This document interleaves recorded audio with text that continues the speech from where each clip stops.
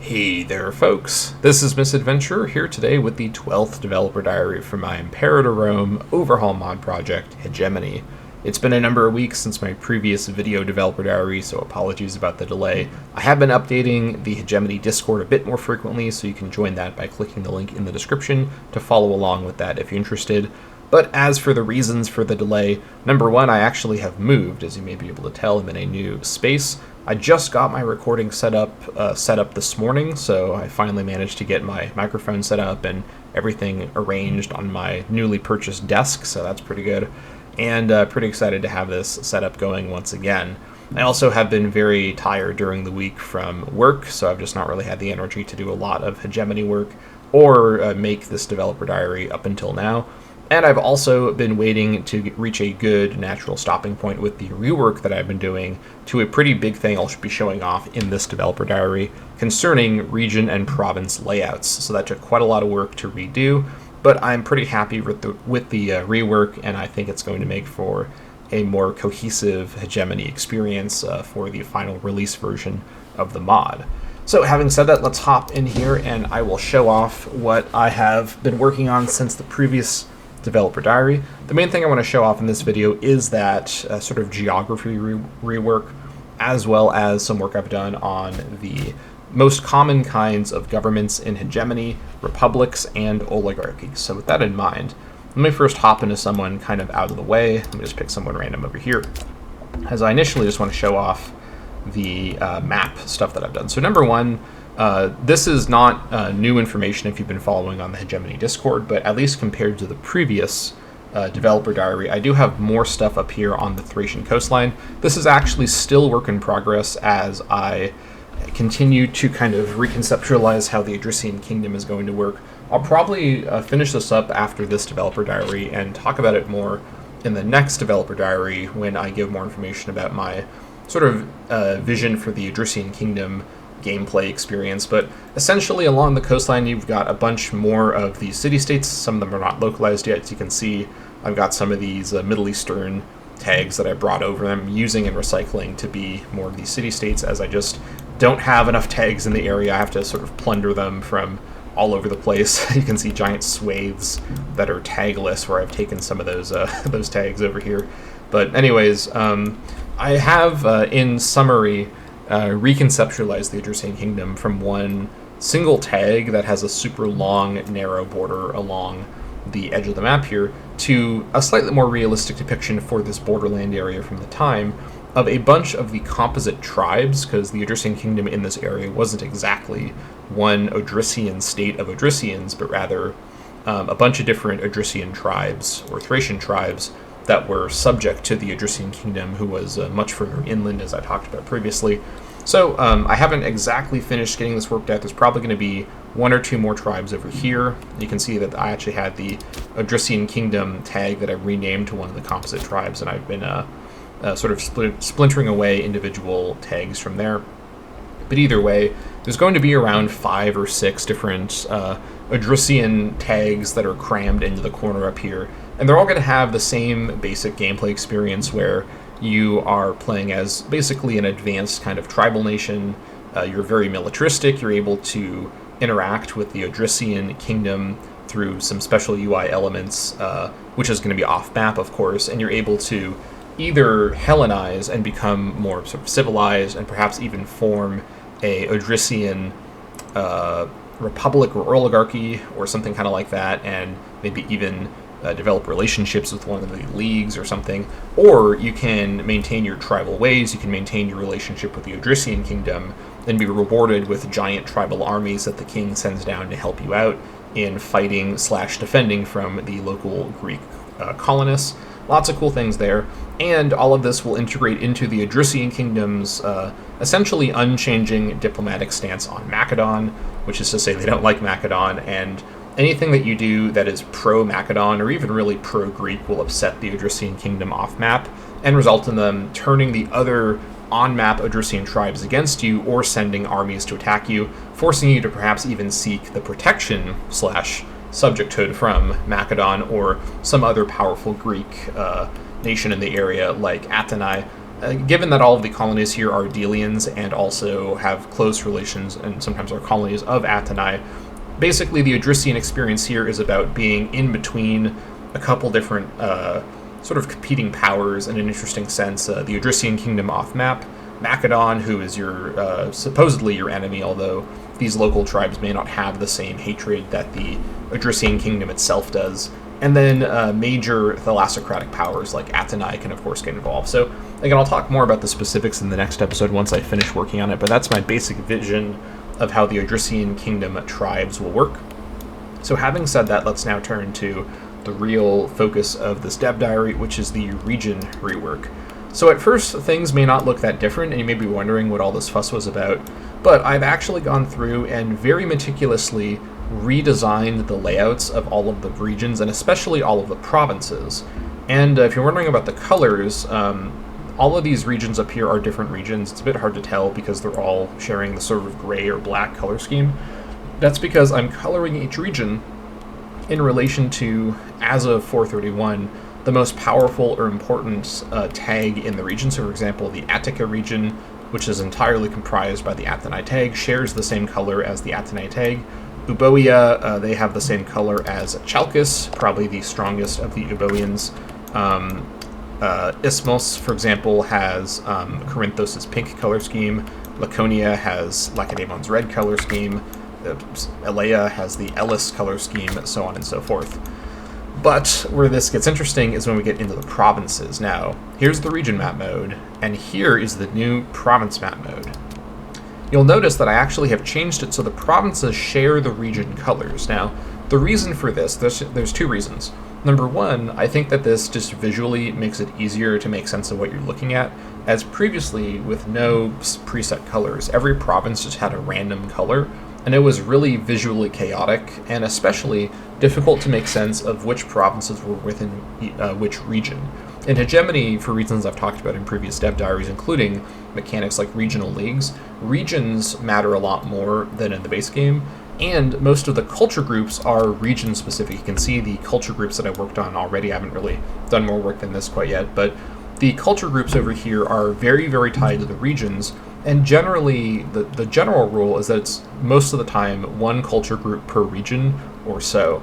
And so the region borders matter much more than in the base game. So even though the exact line between the provinces needs, either a closer eye to spot the heavier,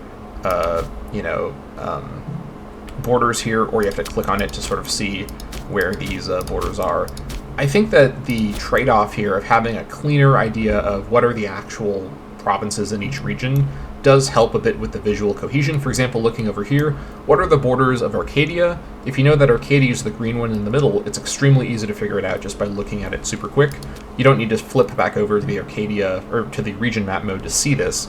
In the province map mode, you can see extremely easily the line between Arcadia and, for example, Argolis, right?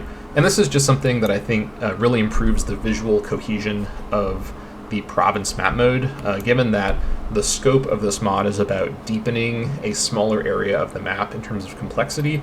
I think this change does feel like a really natural evolution. It's something I think that the base game honestly should even have to some extent, but either way, I'm not making a mod that did that for the base game, given the amount of provinces that have to change would be a huge amount of work. But if anyone wants to make a mod for base Imperator Rome that changes this, what you have to do is go into the areas file and actually assign manual custom colors to each area. And as long as you also have gone into the region file and assigned a custom color to each region, then you match up which areas are within which region, and then you assign the same matching colors.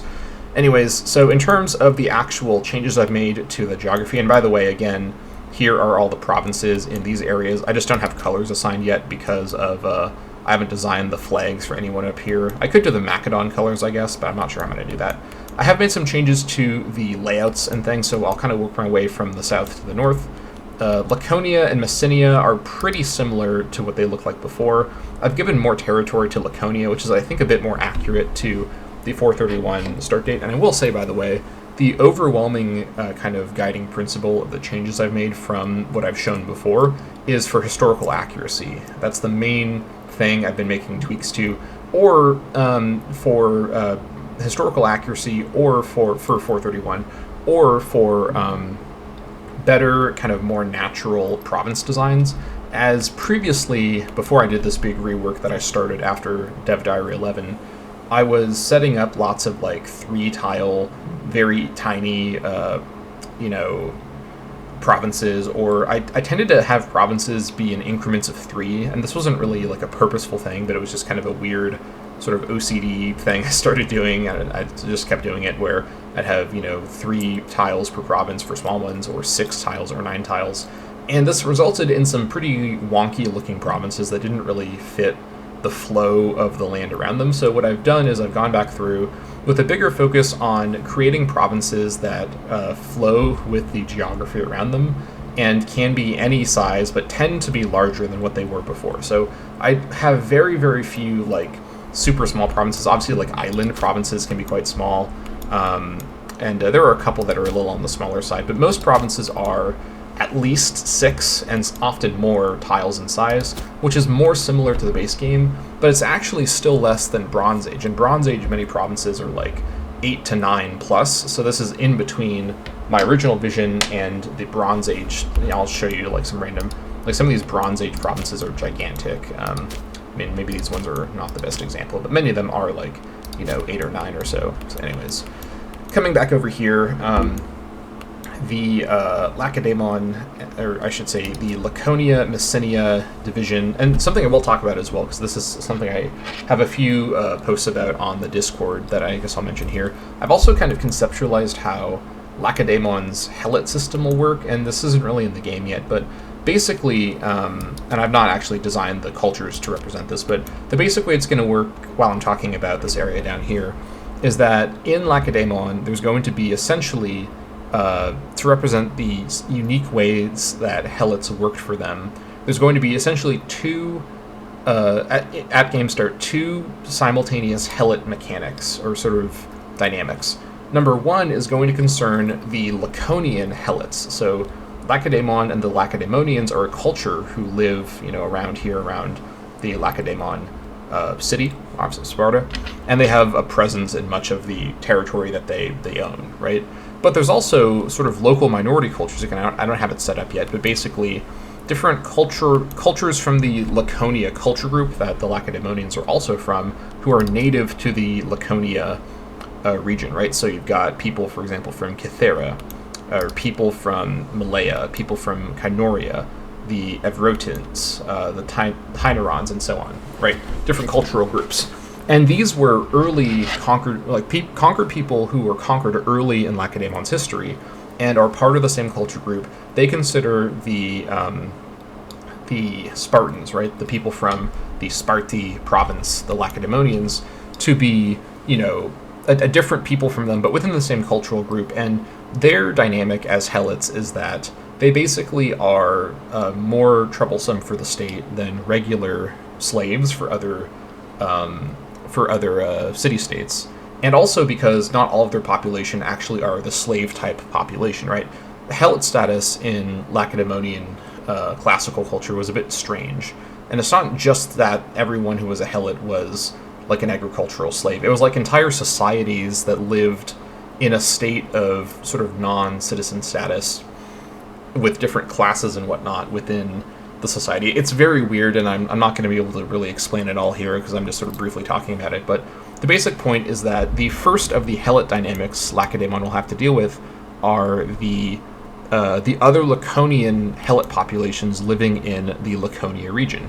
Now, the way this works is that these populations are culturally more comfortable with the Lacedaemonians, but obviously they don't like being Helots because, among other things, the Helots essentially don't have the status of humans, right? So they can be, and often were, murdered or abused or overworked by the Lacedaemonians, who essentially owned them and had a massive cultural power over them. And so, beyond just causing unrest like slave pops would for any city-state, for each of the different Laconian provinces, other than Sparti, right, which is the capital province of Lacedaemon, the Lacedaemonians need to maintain a military presence in the province to keep the Helots from beginning to organize rebellions, right? This is for the Laconian Helots. We'll talk about the Messenian Helots in a moment because they're a bit more complicated. But essentially, what this means is any military presence at all, whether it's one single Lacedaemonian unit, one mercenary unit, one friendly unit that is, allied with or has the same alignment as Lacedaemon. So like a Peloponnesian, like for example, Lacedaemon could have a decision where they ask Tegea, their old ally, to send one cohort down to garrison, Canoria. Basically any army that is friendly to Lacedaemon being posted up in a province will basically stop a timer that will be happening that Lacedaemon can keep an eye on through a UI element, where, for example, the Canorians, if they've got a Lacedaemon aligned or Lacedaemon friendly unit standing around over here, basically garrisoning the province, the Canorians basically stop trying to organize any Helot rebellions, right? And this basically just means that Lacedaemon, who doesn't have a levy system and instead has a legion-style sort of professional army system, has to actually maintain a number of different commands to continually garrison all of its provinces, or it has to rely on the help of its league, which historically was a big part of the Peloponnesian League, was Lacedaemon basically ordered its allies to send armies to help it garrison its own territory against the Helots. So in Laconia, this garrisoning system only requires a little bit of commitment. There's some logistical organization in having so many different armies in each of the different provinces, but shouldn't be too hard to do, and Lacedaemon can manage it more or less on its own. That's for the Laconian Helots. The Messenian Helots are not so easy to deal with. Unlike the Laconians, who have been under Lacedaemonian overlordship for many, many hundreds of years and are considered the same culture group as them, they're more okay with it, they're more easy to maintain, even if they aren't happy to be in that position. They see the Laconians as their same culture group, just the sort of the strongest of them. The Messenians continue to rightfully see the Lacedaemonians as foreign invaders, and over the course of hundreds of years since Lacedaemon started to conquer the Messenian area, the Messenians have had, I think by the point of Hegemony, 3 different independence wars that have all failed. These were the Messenian Wars. And actually, the entire history of the Peloponnese is really dominated by different parties getting involved in the Messenian Wars in different ways. For example, I'll talk about this more in a moment, but the history of Elis and their eventual dominance of their subjects, Lepreon, Pisa, and Olympia. Yes, that is Olympia, where the Olympic Games happened initially. This was largely connected with the involvement of these different nations in the Messenian independence wars. And Elis, who routinely allied with Lacedaemon, then by Lacedaemon winning the independence wars and stopping the Messenians from revolting, Elis was able to gain overlordship over, for example, its ancient enemy Pisa, and then their often target of intrigue, Olympia, which Elis at this point at game start has an overlordship relationship over, right? And so anyways, the point is that the Messenian Helots are not cool at all with the Lacedaemonians being in charge of their country, and they basically are like the most difficult kind of conquered people for any nation in this game to be dealing with.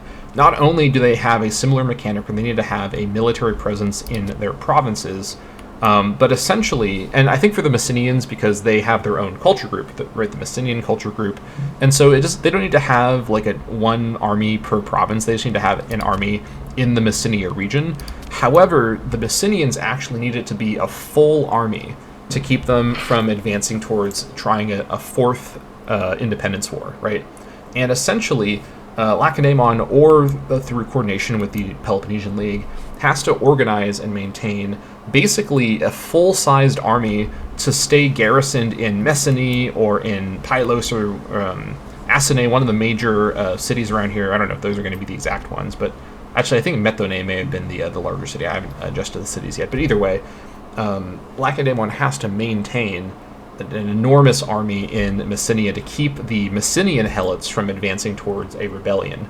And essentially, these two mechanics in tandem result in what I hope will be a gameplay translation of the historical phenomenon of Lacedaemon having this very, very powerful, very large professional army of essentially widely considered kind of unbeatable, top-of-the-line hoplite soldiers, which they didn't use almost at all throughout the entire war, right? They kept their army at home, constantly garrisoning their territory, and not doing an assault on Athenai to break the Long Wall. If Lacedaemon could have just a couple of months to bring its entire military force over and storm the Long Wall, right? Because keep in mind that there's going to be a gameplay system where the Athenai tile has a modifier, right? The Long Wall modifier, where if Piraeus is not completely blockaded, Athenai cannot be sieged successfully, right, through just waiting out a siege, because it's resupplied through the Long Wall from Piraeus, which is actually how it worked in the real history. In the real history, the Lacedaemonians, the moment the war began, marched way up here and surrounded Athenai and tried to siege it, and they did sort of like devastate the surrounding territory, but Athenai kept, chugging along because they just resupplied themselves through the Long Wall to Piraeus, which itself was, of course, surrounded by a wall, and the Lacedaemonians could never achieve the naval strength to blockade Piraeus to stop the import of foodstuff from the sort of colonial empire of the Delians. So, essentially, in a gameplay sense, right, the possibility of like storming the Long Wall and ending the war super quickly in a gameplay sense is unavailable to the Lacedaemonians, just like it was historically, because they have to keep so much of their armed strength or the strength of their allies tied up in maintaining their helots and keeping themselves from collapsing into a civil war. Now, one thing I'll say as well about playing as Lacedaemon, you're going to have a couple of different ways to deal with this. There's going to be multiple missions, and sometimes I've said mission trees, but technically in Imperator Rome, a mission, there's none for this because I just picked a random nation here, but the missions are actually like the mission trees, and then each mission in the mission tree is actually called an objective. So more technically, I should say that there are missions with multiple different objectives, but anyways, there's going to be multiple missions for Lacedaemon dealing with trying to get the Helot situation under control, which during this time and for the rest of their existence as a state, they never did get under control. But the mission will basically allow you to spend quite a lot of resources and time trying to basically transform the Messenian Helot mechanic into a version of the Laconian Helot mechanic. So the best you can do without a big radical change with an alt history stuff, playing a sort of historical Lacedaemon, is to basically clamp down so much, either through brutal kind of like violence or through appeasement of the Messenian Helots, to basically make them work like the Laconian Helots, where you can only have sort of a token garrison force in each of the provinces and not needing to maintain a giant army in the region to keep them from advancing towards rebellion. And that's sort of the best you can do. Lacedaemonian society was so fundamentally oriented around the system of Helots, I don't think it would be historically authentic or appropriate to have a way for you as Lacedaemon to fully get rid of the mechanic. And I'm also considering how Lacedaemon in conquering territory would actually treat new cultures as new Helot populations, and that's something I'm still sort of conceptualizing.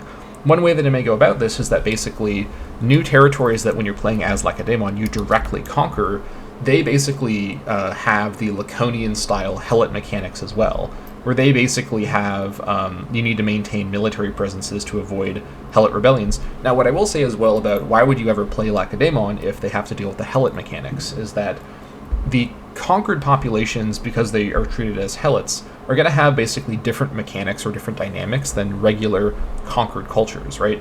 So basically, normally when you conquer a culture, it's going to be super unhappy and it's basically not going to produce much for you, right? And it's going to cause unrest. When you're dealing with Helot populations, they have so few capabilities, right, in the Lacedaemonian state, and they're treated as having such few sort of civil rights or so few opportunities for, involvement in the Lacedaemonian system, that when you conquer new cultures as Lacedaemon, they basically, I think the way it's going to work is that they don't really produce unrest directly, so the unrest mechanics sort of don't happen for Lacedaemon, except through the Lacedaemonian culture pops. Instead, they are, they produce less goods because they're, unhappy, but instead of producing unrest, they sort of interact with the Helot mechanics. I'm still working on exactly how Lacedaemon's going to work. Lacedaemon's going to probably be a popular nation for people to play as in the mod, so I want to make sure that I sort of manage these mechanics the right way. I just think it'd be interesting for Lacedaemon to have to use the Helot mechanics for other conquered peoples. I also think that it would be a little unfair to force them to use the Messenian Helot mechanics for everyone they conquer, as the reason for the Messenians having such a severe mechanic is that, historically speaking, the Lacedaemonians have been overlording over them for hundreds of years, and the Messenians have fought multiple failed rebellion attempts, so there's just a history of bitter hatred that it feels appropriate to represent. In terms of alt history, and I will in the patch post-release where I add more Lacedaemonian alt history trees, or alt history pathways or missions, there's going to be a few ways to do alt history with Lacedaemon that interacts with the Helot mechanics. Like as I was saying a moment ago, the default way that will be on release is you can basically downgrade the Messenian through a mission, either based on militarily sort of finally kind of suppressing them at great expense, or diplomatically kind of appeasing them and like kind of integrating them a little bit. You're able to downgrade the Messenian Helot mechanic to work like the default Laconian / generic Helot mechanic, or post-release with the future patches where more Laconian content is added or Lacedaemonian content is added. There's going to be an alt history path where you can actually, instead of appeasing the Messenians while they're still in your nation, you can actually release them from your nation as a new nation, right? And then you actually release them as a nation that is in control of their own territory, who are able to be a member of the Peloponnesian League, and you basically get rid of the Messenian Helot mechanic and having to deal with it. The trade-off for this is that the Lacedaemonians are not happy about the idea of you releasing a territory that they conquered hundreds of years ago, that they consider rightful Lacedaemonian conquests, and that they've spent hundreds of years fighting and dying to keep in control over. So this would basically be a big sort of foreign policy disaster, and you have to really know what you're doing to pull this off. But another alt history option you're going to be able to have, post-release with these extra patch pathways is actually releasing and then playing as Messenia, and being able to then decide for yourself, do you act as a new sort of powerful member, or, well, kind of middle power, sort of similar in strength to Tegea or Megara, just in terms of size and population, but a middle power member of the Peloponnesian League? Or do you get your revenge on the Lacedaemonians who have released you and actually join the Delian League and basically fight to do a reverse sort of Messenian conquest onto Laconia, which I'm sure the Athenians would be very happy about. So lots of cool possibilities here that all relate to the very real and very interesting history of Lacedaemonian and Messenian tension. So having said all that, let's continue working our way northward in the Peloponnese. I mentioned this a moment ago, but Elis does have some more complexity going on now. I've split apart the Elis tag into Elis, and then its three vassals, Lepreon, who was already a vassal that I had identified before. And by the way, I've also adjusted the UI here for subject countries with Overlord and subject identified, and it notes here that in this game, or in this mod, subjects are protected when they're attacked. They join automatically in wars. One dip slot is used to maintain it. I'll talk more about dip slots in a future time because I'm going to rebalance how those work. And they can become independent by completing a mission. All subjects will have a generic hegemony mission that is common across the board that deals with release. Although subjects with unique missions, for example, Aegina, a subject of Athenae with a unique mission. In fact, I've already made the UI for the mission. I've showed that before. They're going to have access to their unique mission to get out, not just a generic mission. But at release, Lepreon, Pisa, and Olympia are going to have that generic mission. I am planning for, I believe it was the second developer diary, or I mean the second patch when I focus on Lacedaemon. I'm also going to do an Elis and its subjects rework, and I'll add some more unique missions and alt history missions for that. But anyways, and then moving up here, we've got Arcadia. I mentioned that before. We've got 4 provinces here this time around, with Tegea still being the local major power. Over in Argolis, things are pretty similar. We've got Epicaros, Troezen, and Hermion. I've also shifted around where they are to be a bit more historically accurate. And I've got the major unaligned nation of Argos. I don't know if I've read this text before, but I'll read it really quick here. Actually, let me do this real quick because I've updated all the text here. So for the Delians, the text says, the Delian League is a tightly consolidated alliance of coastal city-states across the Aegean and Ionian seas, founded by Athenae in 478 BCE, the League's original mission was to protect the Greek world from Parasa. However, Atheni has spent decades using the threat of a third Parsan invasion to justify increasing centralization and oversight over the League, transforming it from a defensive alliance into a thalassocratic empire ruled by a single city-state, Atheni. By 431, Atheni's hegemony over the Delian League appears unbreakable, but pressure from within and without could result in a new, even more ambitious city-state seizing hegemony for themselves. And then I've also got, I haven't adjusted them yet, the Peloponnesian League information here. The Peloponnesian League is a loose network of alliances connecting many city-states across the Greek world, founded by Lacedaemon in 550 BCE when they allied with their old enemy Tegea. Soon many of the other Peloponnesian city-states started approaching Lacedaemon to secure alliances of their own. Some initially sought Lacedaemonian protection from Argos, and over the decades many increasingly sought Lacedaemonian protection from Athenae and the rising Delian League. By 431 BCE, and despite the entry of other powerful city-states like Corinthos and Elis, Lacedaemon's hegemony over the Peloponnesian League remains undeniable. I have a typo there, Remiane's undeniable, but pressure from within and without, and so it's the same information there. And then the unaligned description here. This city-state is neutral in the Peloponnesian War between the Delian and Peloponnesian leagues, or at least they claim to be. Unaligned city-states often have their own ambitions and may observe the ebb and flow of the war carefully to plan the perfect moment to join the fray, whether by declaring allegiance to the Delian or Peloponnesian hegemon, or making a bid for greatness on their own terms. With that in mind, as I've noted before with Argos, and with the, I think, third post-launch update, I'm going to add more Argos alt history. In the historical route, and I will say, by the way, when I talk about nations following the historical routes, and because there's no way that I'm aware of to easily set up a Hearts of Iron style toggle at the beginning of the campaign, where you select whether you want nations to follow historical or non-historical paths, I'm just going to have it set up so that any AI nations follow the historical pathways by selecting between historical missions and ahistorical alt history missions. It's going to be set up so the AI always selects the historical options.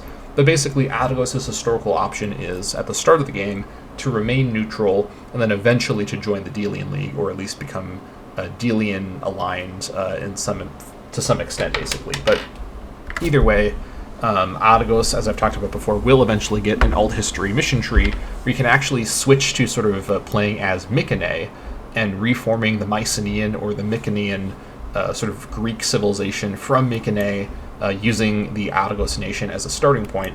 And of course, as Argos, you can also join the Delian or Peloponnesian League and do some fun diplomatic stuff where you can basically, in either of those missions, sort of broker different concessions from either league to join them, as both leagues really want Argos to join them, and Argos initially maintained neutrality, but did eventually lean Delian.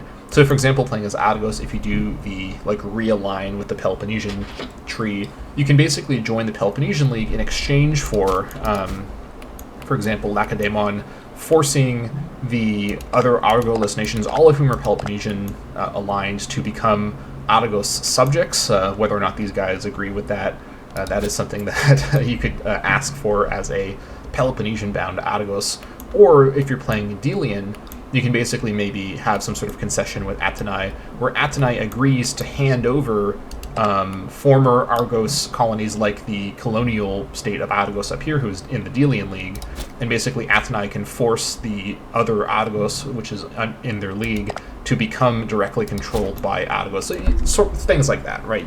You can sort of imagine what sort of scenarios you can get concessions like that and whatnot. So anyways, but I think that sort of does it for the Peloponnese area. Nothing else too major that I've changed around here. You can sort of see the layouts that I've done.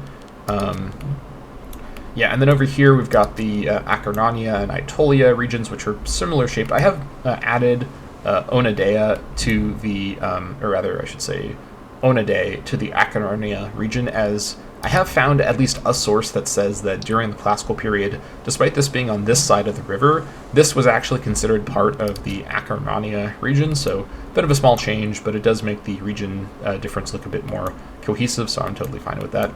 And then up here, I haven't added the colors yet, but these regions are almost identical to what they were in my previous times where I've shown the Thessaly area. The Thessaly mechanics are going to basically work the same as I've talked about before. Up in Macedon, I've renamed things to be a bit more historically accurate. Batiaea, Amenthea, Almopia, and then Mygdonia is the same, and then Chalkidike is the same. With the province layouts, oh my gosh, my phone is at full volume, holy moly.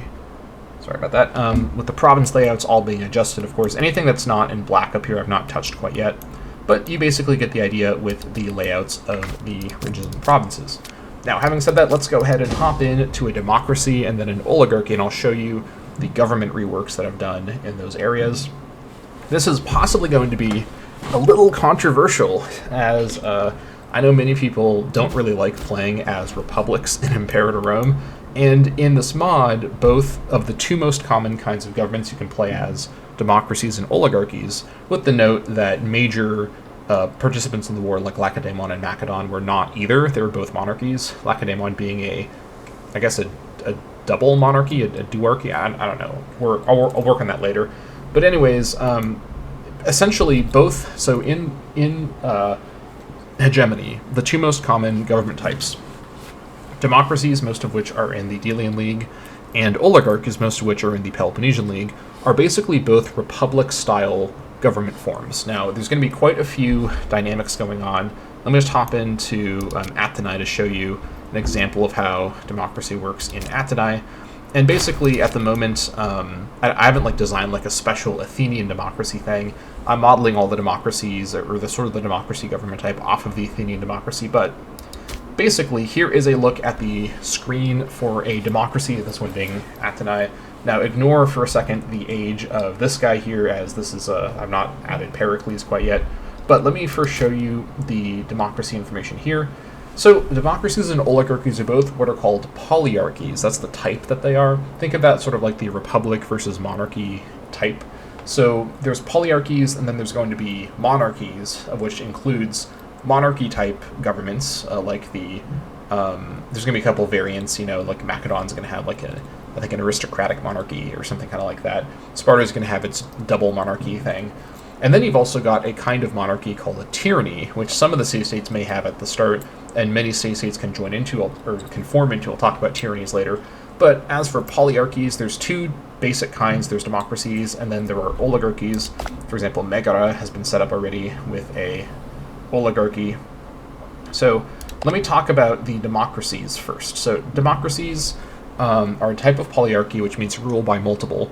They have 10-year rulers, which is historically accurate to the way Atheni managed its archons, and I figure it's easy enough to remember. I kind of wish that I could start the game in 430 so that it was on the 10-year period, but I can't control that. Maybe I'll have an event when the game starts for everyone that adds one more year to their current ruler, or maybe has their ruler cycle out in 430 just so it's even. I don't know. It probably doesn't matter too much, but anyways, 10-year rulers is the historically accurate amount for the Athenian democratic system for archons, and rulers have to be 30 years old to be elected. That is coming straight from the Athenian rules from the time, and I think it is perfectly fine.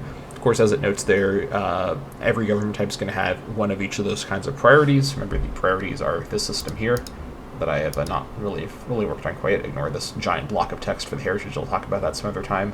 Or you can join the Discord to read that entire thing. What am I looking for here? Democracy, right. Right, so it says that a democratic city-state is ruled by all of its citizens. So basically, I had a bit of a task here with designing the democracy government form. How am I going to represent the idea of the assembly, right, or the ecclesia? And essentially, the way I'm doing it here is due in part to some limitations on how I can design democracies versus oligarchies. I basically have them mirror each other in the basic way they work in a gameplay sense. Now with the democracy, you've got one leader at a time, then you have an election every 10 years. This one actually is 33. Oh, that's just, hold on, that's showing the, I need to change that, that's showing the UBE date, never mind. But anyways, essentially the way this is going to work, and ignore for a second the actual control amounts, but there's basically 4 groups in both democracies and oligarchies, and they're mirrors of each other.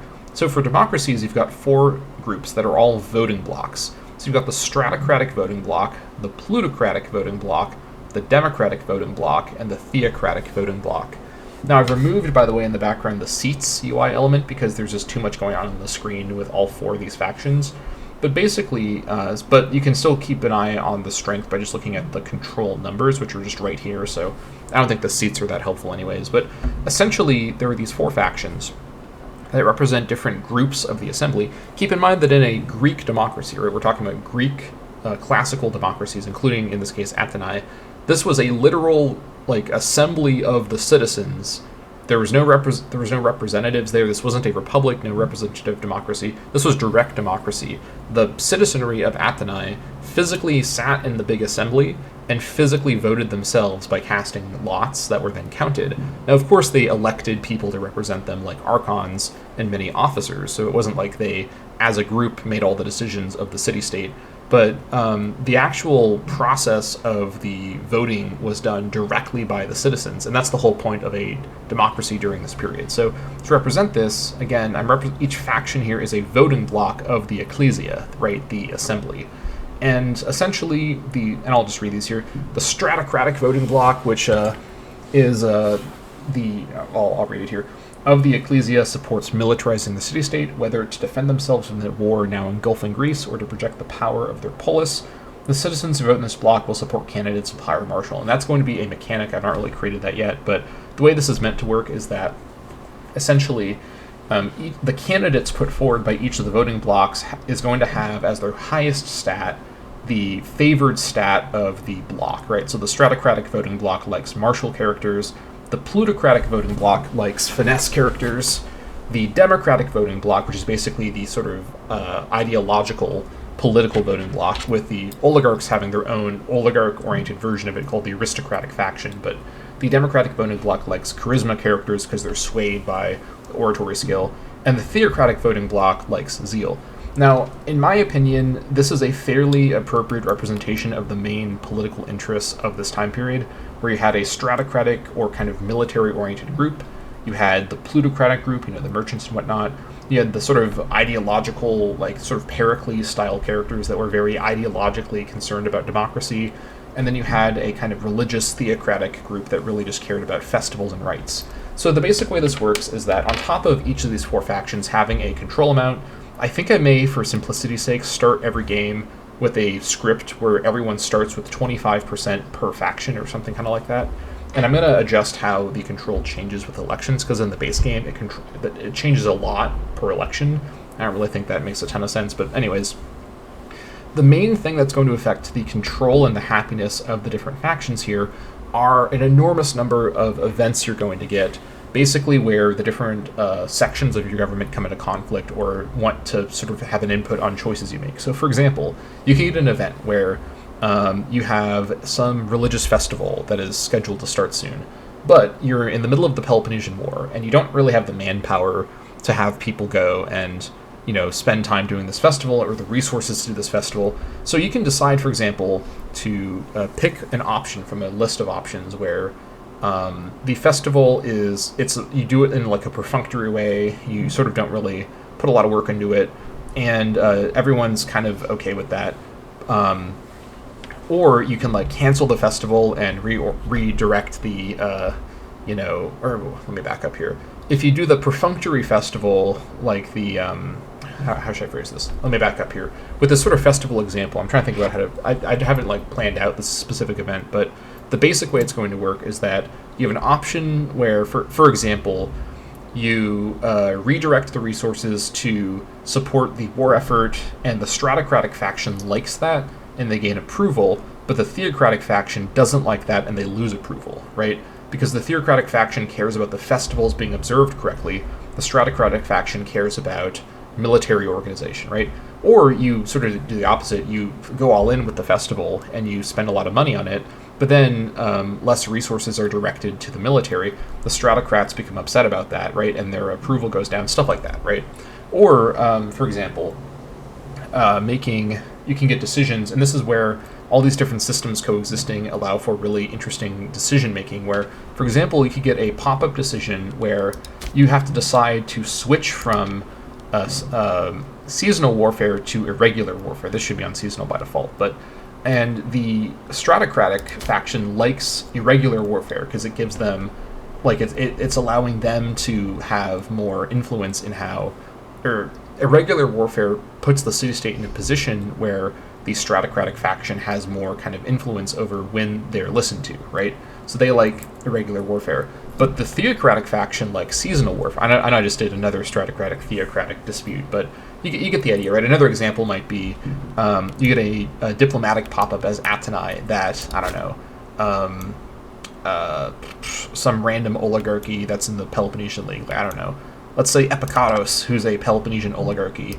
They want to switch sides to you, right? And you get a decision where you basically can let them join in as an oligarchy in the Delian League, which upsets the democratic faction, who only want democracies in the Delian League. They're upset. Or you can you can tell Epikaros you can turncoat and join the Delian League if you become a democracy, which the democratic faction really likes. But then Epikaros might say no, and also might tell Lacedaemon, or I mean, I guess they would get in trouble with Lacedaemon if they did that, but they might say no and not switch over. And you have to kind of roll the dice, and you have to sort of hope that you can get them to join in as a democracy. And the democratic faction might then, if Epikaros says no, demand that you basically launch an invasion to overthrow their oligarchy and install a democracy. So there's all sorts of ways in which the factions and their sort of their goals can kind of have an effect on the decision-making you make around the war effort, if that makes sense, right? And on top of having, you know, a candidate that they prefer who has the highest of a certain stat or whatnot, they also may have an effect on the laws. So I haven't adjusted the laws yet, but many of these laws will deal with issues that the different factions would have opinions about, right? And so, for example, you may changing one of the laws to something that is less warlike and more religious may, you know, make the theocratic voting bloc happier, but upset the stratocratic voting bloc. So you sort of get the idea. So that's the basic way that democracies work. And I haven't worked yet on what the empower buttons will do. I maybe will even have multiple empower buttons if I can fit them into the UI, but let me hop over to an oligarchy to show how oligarchies work, because oligarchies are very, very similar. They mechanically work the exact same way that I've just been talking about with democracies, except instead of representing different voting blocks of the assembly, right, which is how it will work for democracy, for an oligarchy, and I'll hop into Corinthos here to show you, for an oligarchy, what you get is actually 4 different factions of the ruling oligarchy. So you have a stratocratic faction of the ruling oligarchy, a plutocratic faction, a theocratic faction, and this one is oligarchy specific, an aristocratic faction of the ruling oligarchy, who likes charisma characters. They believe in the kind of ideological goal or the ideological idea of rule of the best, which was the classical period notion that oligarchy would lead to an aristocracy, which is what something that Socrates actually talked about pretty favorably. But anyways, maybe it was Plato. I guess technically Plato talked about it, because Socrates, who knows what he actually said. Plato just told us what he said, but you get the point, right? Anyways, and so in an oligarchy, it actually works very similarly. And so you're going to have those same sorts of events where different factions of the oligarchy are in conflict with each other, right? Because you're not talking about a voting assembly of citizens. You're talking about a bunch of different powerful citizens, mostly aristori, right, of the ruling oligarchy, who have internal disputes. Now, the other thing with oligarchies is the difference in terms of how succession works. So in a democracy, you have to be 30 to be considered for election, and you also have to, there's the 10-year period, and then there's always an election in a democracy normally. In an oligarchy, things are really, really weird, but I'll explain my vision for this here. In an oligarchy, you can have 18-year-old rulers, because there's no legal requirement to be a certain age to run the oligarchy or to be the current sort of figurehead of the oligarchy. Just somebody is picked, right? And each of the different factions will have their preferred representative that they want to lead the combination of the factions, the entire oligarchy. And then you may notice this thing about 99,999 years. No one's going to rule for that long. That's actually just showing that there's no term limits on an oligarchy. Once someone is the ruler of the oligarchy, they stay in that position until they're deposed or killed by one of the other factions. So a big part of the oligarchy gameplay, compared to democracies where the contest is about who's going to be voted in after 10 years, with the oligarchies, there's no expectation of elections, right? The factions are trying to depose the other faction's current archon to insert their preferred archon, which is their candidate, right? And I even rephrase it here, it's not members of the faction support a candidate, it's they support leaders. Their preferred, like, oligarchy faction head they want to put in charge of the whole oligarchy. And on my Discord, I made a kind of comparison that I think is a bit strange, but I think it does summarize this well. To me, what I'm inspired by for this representation of oligarchy is actually, of all things, the Hearts of Iron 4 Poland historical oligarchy part of their focus tree, where they had different different factions of their oligarchy, and favoring one side over the other could lead to that side putting their faction head in charge of the entire Polish state. That's kind of the idea with oligarchies here, and as far as I can tell, this is a fairly good way to represent oligarchy in classical Greece and in Hegemony, as there's quite a bit of research on exactly how classical Greek oligarchies worked. They weren't exactly strongman-like situations, right? We think about oligarchies like the Russian oligarchy of the modern day, where there's one single strongman who never leaves power. And that sort of is what's happening here in Hegemony, but in classical Greece, even oligarchies were still sort of democratic systems, right? They had some amount of involvement by the people, and it's more accurate to say that an oligarchy is a type of government where the democratic rule is restricted to a minority of the people, but it's still a group of people. It's not just one person, right? In classical Greece, when one person took over the polis and didn't have the sort of factional concerns, then it's a tyranny, right? Or if it's hereditary, then it's a monarchy. And tyrannies will be a government form in this mod, alongside monarchies, like I talked about earlier. Haven't really designed them yet, but this is the basic way that it's going to work. And you may think that me focusing each of these different factions on one of the different attributes seems kind of basic and almost kind of reminds someone of the mana system from the original version of the game. But to me, the goal here is that one of my goals with this mod is not just historical accuracy, but also the potential for min-maxing and really, really interesting play. And I think that having a consistent way to ensure, for example, high martial leaders for a game or for a mod that is set during a period of war is pretty important. And I think that having these different factions be able to have their opinion affected by events dealing with all sorts of things could just create a lot of really cool strategic moments, as the whole goal here, right, the whole idea of high quality grand strategy gameplay is that every decision you make needs to be interesting, right? It's like there's a Sid Meier quote that the thing that makes strategy gaming interesting is decision making, right? And really, every decision you make here, there should never be an easy, clear decision. There should always be drawbacks, there should always be advantages to force you to think through what you're doing and how it fits into your plan, right? And so that's the basic way that democracies and oligarchies are going to work. I've not set up every single nation yet as a democracy or an oligarchy, but I have started to do that, and as I continue sort of my rework of the area that I worked on, I'll continue sort of expanding where those government types are. But I think my next goal is to finish working on updating the Thracian coastline and finally get to the islands, get to Crete, and get to the Ionian area. As for, by the way, my plans for what the map will look like on the release of the mod, I've gone back and forth over the months about what I want to do. The initial plan was that I would have the fog basically go to here, and there be nothing else on the map other than this area, which might be possible, but might also technically be difficult to implement or impossible to implement. I just sort of don't know how to do that kind of map modding, and I've struggled to find information about that. What I might do instead, there's two options here. Number one, for the release of the mod, is to have actually there's three options. Number one is to have all of this area be uninhabited and perhaps even impassable, right? So it's basically off map, even if it's physically present on the map. And I would do that at the end of the process because I need to still keep recycling tags to add more tags over here. Once I get this area sort of fully tagged up, I can go ahead and safely get rid of everything else and make it impassable. And then in a post-release update, or multiple updates, I can add in territory back in and expand Parsa's sort of reach to those areas, which it would have been historically, so that for the end game of a Hegemony campaign, you can take the fight to Parsa right after the Peloponnesian War, and actually do so along the Mediterranean coastline and whatnot.